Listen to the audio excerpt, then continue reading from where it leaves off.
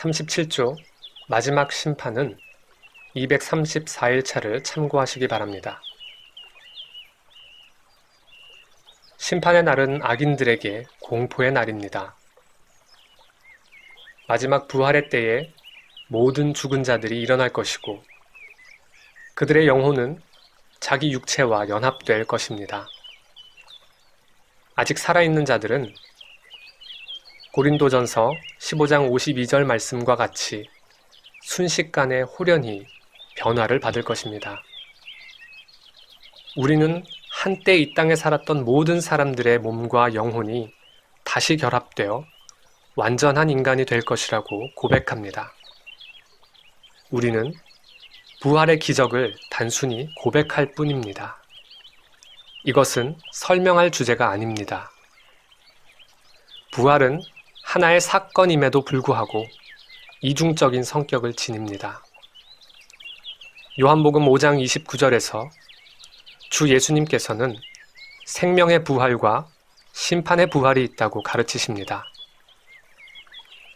무덤 속에 있는 모든 이들이 그의 음성을 들을 때가 오는데 그때에 선한 일을 행한 자들은 생명의 부활로, 악한 일을 행한 자들은 심판의 부활로 나올 것이다.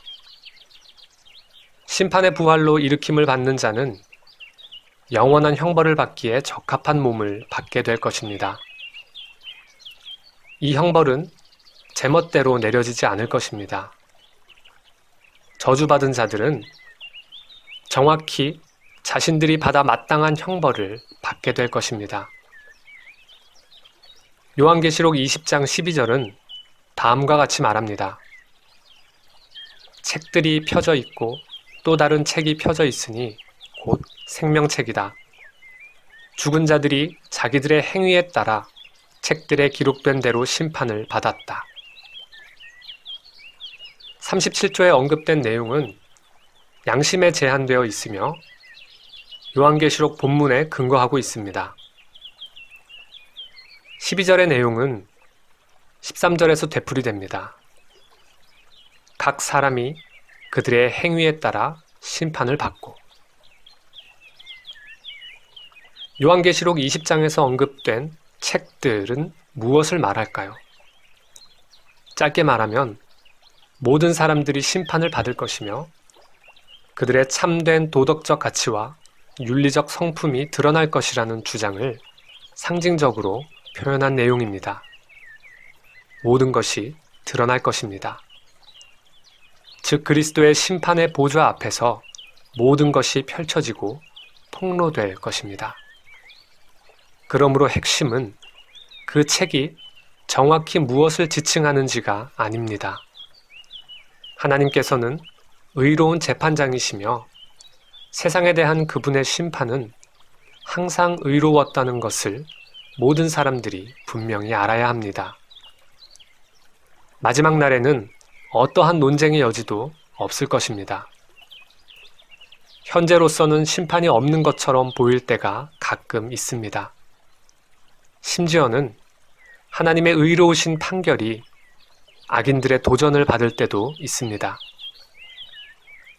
하나님께서 보내신 분명한 판결들이 눈앞에 있음에도 악인들은 하나님이 없다라고 말합니다.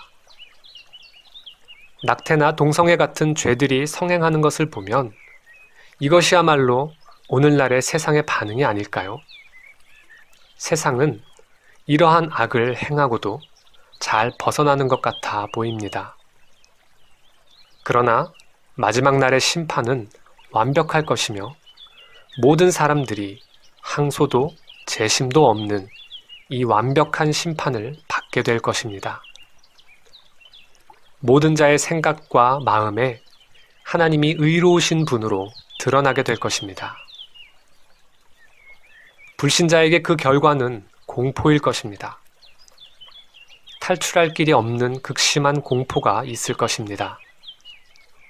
이 완전한 공포는 범죄자, 살인자, 강간범, 아동학대자 같은 세상에서 악인이었던 사람들에게 뿐만 아니라 존경받을 사람들에게도 닥칠 것입니다.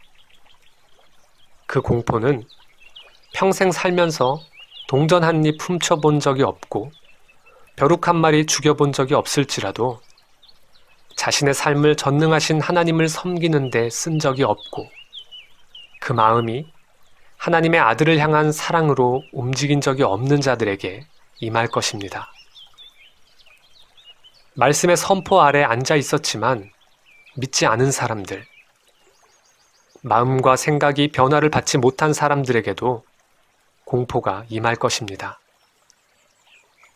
자신의 마음을 하나님으로부터 멀리 했던 사람들, 또는 입술로 온갖 종류의 경건한 말들을 하면서 종교적 행위들만을 행했던 사람들도 마찬가지입니다. 그렇다면 스스로에게 물어보십시오. 그리스도 안에 감추어진 생명은 그리스도를 위해 기꺼이 쓰여지고자 하는 마음을 통해 드러나게 됩니다. 그 생명은 그분께서 우리에게 지우시는 모든 짐을 기꺼이 지기를 원하는 마음을 통해 알려지게 됩니다. 그 생명은 할 수 있다면 언제 어디서든 그분을 섬기려고 하는 소원을 통해 드러납니다. 그리스도 안에 감추어진 자들은 그분의 말씀을 연구하고 그분을 따라 살아가기를, 또한 우리가 가진 모든 것으로 하나님을 사랑하고 우리 이웃을 우리 자신과 같이 사랑하기를 소망합니다. 그리스도 안에 감추어져 있다는 것은 최대한 모든 이들에 대해 좋게 말하는 것을 뜻합니다. 다른 사람들의 죄에 대해 험담하고 이야기를 꾸며내는 대신 허다한 죄를 덮는 사랑을 보이는 것을 뜻합니다. 이러한 모습들이 우리의 삶의 특징이 되고 있습니까? 우리는 진실로 믿음 안에 있는지 스스로를 점검해야 합니다. 우리가 그리스도께 속한 자라면 그것이 우리 삶 가운데 보여지고 있는지 입증해야 합니다. 그렇지 않다면 심판의 날은 악한 세상뿐만 아니라 악한 교회에게도 공포의 날이 될 것입니다. 자신은 하늘나라에 들어가려고 서 있는 중이라고 생각했던 사람들의 공포는 대놓고 그 나라를 대적했던 자들의 공포보다 더 클 것입니다.